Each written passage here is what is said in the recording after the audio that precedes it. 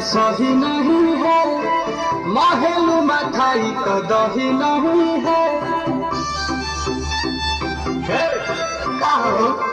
लगे मिजाज आज सही नहीं है, महल मथाई तो दही नहीं